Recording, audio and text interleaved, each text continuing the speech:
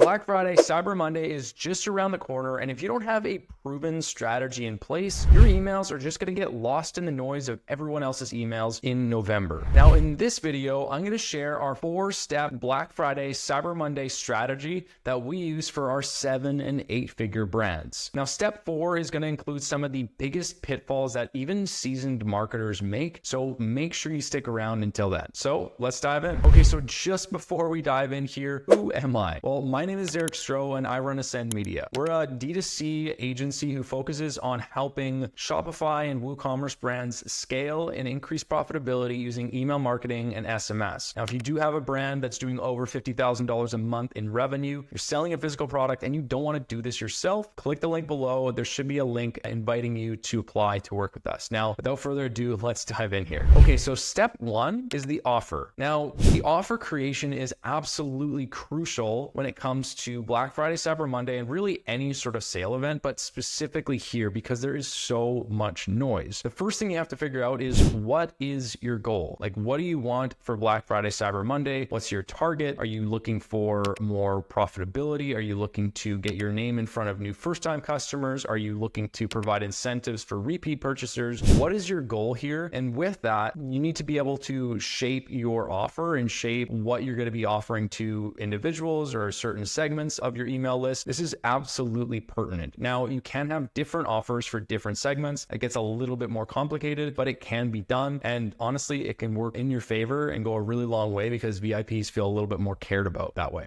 Now, one of the biggest mistakes I see is brands just trying to compete with everyone else with a super weak offer. A couple of years back, we were working with a brand. They wanted to do a 4 to 6% discount off of some of their top products. I aggressively advised against this, and they planned it and didn't listen to me at that point, and ultimately it flopped, and it flopped hard. We were like 2 or 3 days into the sale, and I was just like, we need to change this. We need to increase the offer and make this interesting, and we did. We moved that to, I think it was 20% off, and sales increased dramatically overnight while also reducing their ad spend. So again, really, really important to consider what your goal is here, who you're actually going to be targeting. And if you are going after those first-time customers, what's your goal and what is your, target cost per acquisition? Are we just targeting to get people in initially and then really survive off of that LTV over the long term? Or is it, hey, you know what, we're going to get people in the door and that's going to be what we're trying to make our profit off of? Kind of depends on your product. For example, if you're selling skincare, you have a much longer LTV, or you should have a much longer LTV than if you sell furniture or something like that. Someone may come back and purchase again, but it's going to be a very, very, very long time between purchases. Or if you're selling something that's like a one-time product. So beyond that, what kind of offers can you have? Well, there's so many different offers that you can have. You could do a percentage off, you could do bundles, you could do one-day promos, i.e. you could do like a BOGO or volume discounts. You could do free product with purchase. You could do a tiered gift or a tiered discount. I love this one. Really important here, just don't make it too tiered. And what I mean by that is what we do oftentimes with our clients, and this is just an example. We'll say 10% off if you spend $50. If you spend $100, it's 15% off. But if you spend $150, then it's 20% off. You can change it. And obviously we wouldn't do that for Black Friday because like 10% off is like, okay, cool. Like that's not exciting at all. Change that according to Black Friday, Cyber Monday. But that's one way you could tier it. There's 3 different tiers there. I would not recommend having more than 3 or maximum 4. If you start getting into like 5, 6, 7 different tiers, it just becomes complicated and consumers are like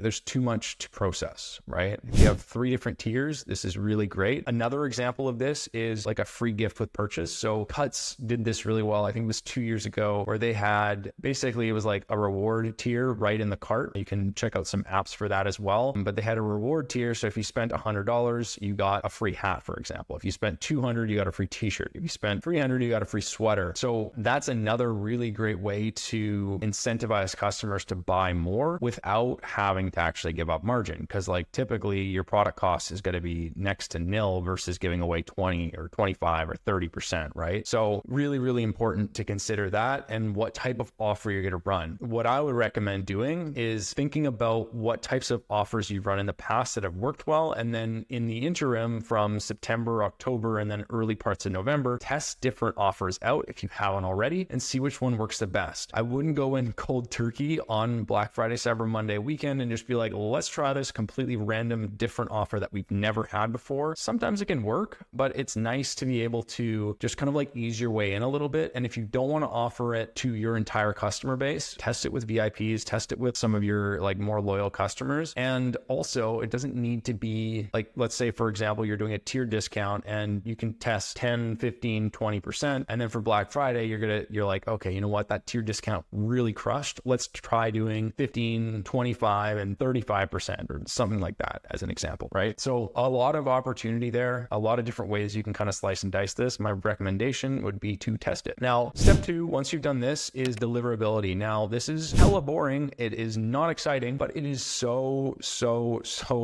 important. The amount of people and the amount of brands that I see that just end up in spam over Black Friday is staggering, because what most people do is this. There's no warm up, and basically people are like, July, it's like 20% of their list, August, 20%, September, 20%, October, like 25%, November, 100%, bam, all of the people on the list. So it's like 20,000, 20,000, 20,000, 25,000, 100,000 people. This is going to be major red flags for ESPs. What is important is you need to kind of like blend that, and you want it to be a slow, gradual increase. You don't want it to be like you just blast everyone all the time. The other issue there is you don't know if these people are even engaged. They're not warm is what I should say. So you have all of these cold people, you haven't warmed up, and some of these people have not heard from you in a year. I know if you're watching this video, you've definitely received those emails where you're like, oh shit, I haven't heard from this brand in bloody forever. What is going on? Who is this brand? Or, oh, I didn't really remember about you guys. Like, archive, thank you very much. Or unsubscribe, thank you very much. Really, really important to consider. If you're the type of brand that only sends during Black Friday, Cyber Monday, I highly recommend against it. Really recommend getting a regular cadence going. But if at the very least, if you are going to send, at least try to warm it up a little bit, because there can be some long-term impacts as well. Now, how do you win? This is kind of like the sending part of deliverability. So we don't send to the entire list except for maybe 2 to 4 times a year. Sometimes it's like slightly higher than that, but usually it's going to be around 2 to 4 times a year, unless they have a very small list. But for the most part, like I said, 2 to 4 times a year. Increase sending volume in lower increments if you are doing that. Like if you don't send very frequently, what I recommend doing is just increasing that send volume slowly. So if you send to, like, if you look at this example, for instance, like July could be 20,000, August could be 25, or it could be 30,000, September could be, 50,000, October could be 70,000, and then November it's 100,000, and actually maybe it's less than that because you've cleaned it out a little bit. So instead of having a jump from like 25,000 to 100,000, you have a jump from 70,000 to 90,000 or 80,000, something like that, right? It's not going to be as much of a shock to the system. What I would recommend is limit your send volume increase to 2 times your average volume in one send. So if you normally send to like 10,000 contacts, send to a max of 20,000 contacts. Again, just slowly warm this up, please. It'll help. Beyond that, clean your list. This is really important. Again, hella boring, but is so important to do this, and most brands don't. So if you don't know how to clean your list, there is a video on my channel, just uploaded it 4 days ago as of now, but how to clean your email list. Watch it. It's 12 minutes long. It will help you. It will put you ahead of 99% of people out there who are sending emails, because most people do not clean their list. So again, super important. Go check that out. Beyond that, within that video, you're going to learn how to suppress your unengaged profiles and then segment those unengaged profiles as well. Just again, check that out. Now, what you want to do is segment unengaged and engaged profiles. So what you can do here, there's a couple of different ways to kind of slice and dice this, but it's effectively what I would recommend doing is creating segments of unengaged people, i.e. people who have a 90-day engaged or a 90-day unengaged. So they haven't engaged in the last 90 days, but they engaged in the last 120 days. And then the next one would be they haven't engaged in the last 120 days, but they did engage in the last 180 days. And then it's not engaged in the last 180, but did engage in the last 365, right? So each one of these tiers, I'll show you how to create this in just a moment. Each one of these tiers is going to be slightly larger, and you don't have to like send to all of the people all in one blast. So what I would recommend doing, I'll show you how to create this. Okay, so this is kind of how you create this segment. What someone has done, so they've clicked an email at least once in the last 180 days, or they have opened the email at least once in the last 180 days, and they've clicked an email 0 times in the last 90 days, and they've opened an email 0 times in the last last 90 days. These are very important. If you have and or, this is very important. Just copy this. The reason for this is now you can see that you are getting, let me just move this down slightly. You're getting 16,000 people in this segment. So this is basically a segment of people who clicked at one point in the last, we're going to call it 180 days, 6 months, right? So in the last 180 days, they've clicked or they've opened in the last 180 days, but they have not clicked or opened in the last 90 days, right? So effectively what that's saying is like, okay, you have a gap or you have a period of about 90 days where these people have not clicked or opened, essentially. Okay, so as I mentioned here, this is really, really important, and you can create that initial segment, and then you can create segments that are larger and larger. And what I would recommend doing is slowly dripping those people into your regular send. So the first one you want to do is the 90 days of unengaged, right? And then the next one is the 120, and then the next one is the 180. So these segments are going to get larger and larger, but because you're doing it over a longer period of time, it's going to be way better for your email deliverability and overall email health. Now, if you want to take this to the next level, you can try to do this, but do this with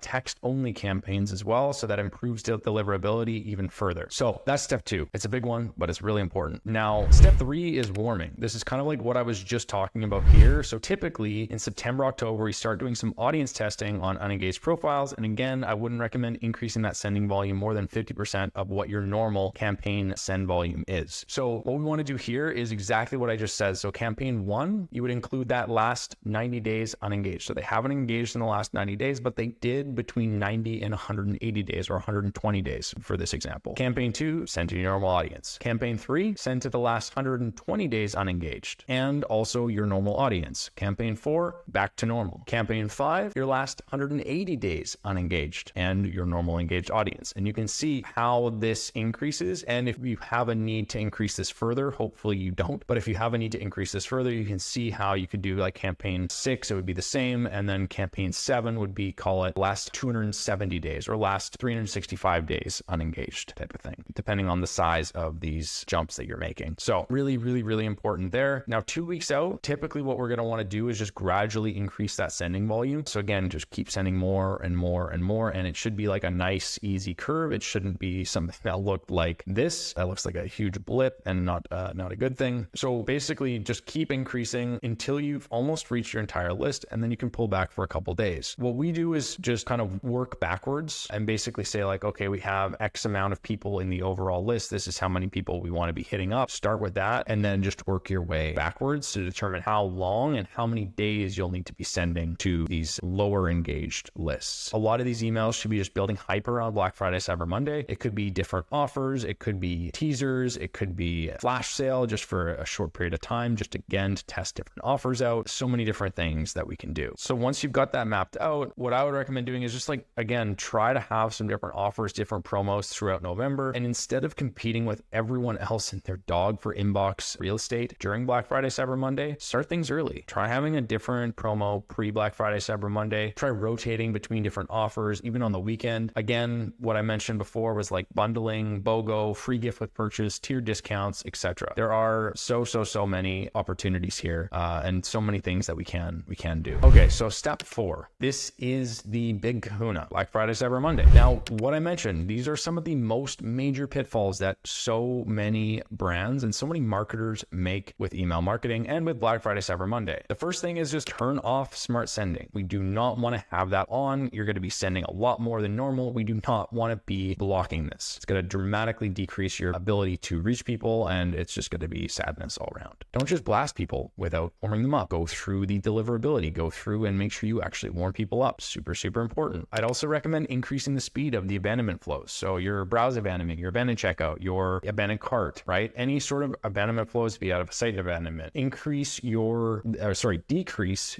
time horizon and increase the speed of the flow. So instead of having a 2-hour delay, have a 30-minute delay. And then for the rest of the sequence, try to push that all into like a 24 or maybe a 48-hour window, right? It should just be like absolutely pelting people. And this is the only time that that's really acceptable to do. The other piece is pause offers or flows that are not directly related to Black Friday. Again, this is just not beneficial for you to have like a pop-up that has a 10% off versus whatever your Black Friday, Cyber Monday offer is. Like if you have a 30% Black Friday, Cyber Monday offer, it makes 0 cents to have a 10% off discount there too. Okay, so how do you get more sales from your your campaigns for Black Friday, Cyber Monday. First thing, have a pop-up prior to engage your customers and encourage them to subscribe early for early access. This is really, really powerful. People love to be the first to a party when it comes to a sale, not necessarily first to a party when it comes to a social event, but definitely first to a party when it comes to a sale. Provide VIPs with early access, give them 24 to 48 hours and make that super clear to them that they're getting VIP access as well. It'll make them feel great and warm and fuzzy inside. Make designs that pop. You need to stand out. You need to make sure that your emails actually grab people's attention. They're probably going to have 1,000 different emails in their inbox, and it's going to be sadness if you cannot get to the inbox, or sorry, you cannot get people's attention when you're in the inbox, and it's going to be sadness if you can't get people's attention because your emails suck and the designs are not very interesting, right? What we recommend is having daily targeted campaigns. So target a specific segment, like people who engaged in the last 24 hours with more personalized messaging. And you can also incorporate a countdown timer here too, just to create a little bit extra urgency. These are 4 segments that work incredibly well. Again, the VIPs, no surprise here. What we do here is, again, these people have like high recency, high frequency, high value. These are your best customers. Give them private hours, give them some exclusivity, even more so than your brand enthusiasts. These are people who are probably mid to high recency, frequency, and value. That's what our FB stands for. And hit them up frequently and just hit them up a ton over this weekend. Waiting for a while. So these are kind of like low to mid recency, frequency, and value. These are people who have not purchased in the last 180 days. Let's try to engage them and let's try to get them super fired up here. Again, same deal, pepper them galore. And then the last segment here is just people who engaged in the last 24 or 48 hours. These people are hella high intent. They engage, they open, they click, they went to your website, whatever it is, they are hella engaged and you just need something to push them over. Super, super important. So here's an example. Here's a campaign example or campaign sends example here. So this is kind of just going through the entire month of November. The first would be a gift guide. So we'd send this to a 90-day engaged audience. On November 8th, we do a gift with purchase. These work really well, by the way. The gift guides, incredibly well. That segment would be a 90-day engaged. And then we'd also add on the 90 or the 120-day unengaged, which is back to this strategy. Now, campaign 1 was like before here, right? So technically we shifted this slightly. November 10th, gift with purchase reminder, 90-day engaged. November 15th, a BOGO sale. So this is going to go to the 90-day engaged and the 120 or the 180-day unengaged. November 17th, we do the BOGO reminder, again, back to the 90-day engaged, just to keep things kind of kosher here. On November 22nd and 23rd, this would be like a VIP access. So this would just be going out to VIPs, no one else. November 24th, this would be the Black Friday sale campaign. This would go out to the entire list. We'd often then have like a resend. So people, specifically for people who have engaged with the last email in the last 24 hours who have not purchased yet. November 25th would be the sale reminder. This would be back to the 90-day engaged. And then we'd have a Cyber Monday sale. So on the 26th, we'd have a blast the entire list. And then we'd have another resend for those who engaged in the last 24 hours. And finally, we would have a Cyber Monday reminder sale. And this would go out to the 90-day engaged audience. Again, these dates are going to change this year. It's slightly different in terms of the dates, but this is the exact strategy that will work. It has worked for our clients, and I'd recommend leveraging all of the steps, but definitely the first 3 to set that up, and then the final one being your actual strategy on Black Friday, Cyber Monday. If you don't do the first 3, it's not going to work as well. So I hope this video helped. If you do have a direct consumer brand and you are doing over $50,000 a month in revenue and you don't want to do all of this yourself, feel free to apply below. There's a link in the description. So click that and hope it helps you out. Thanks so much, and we'll chat soon.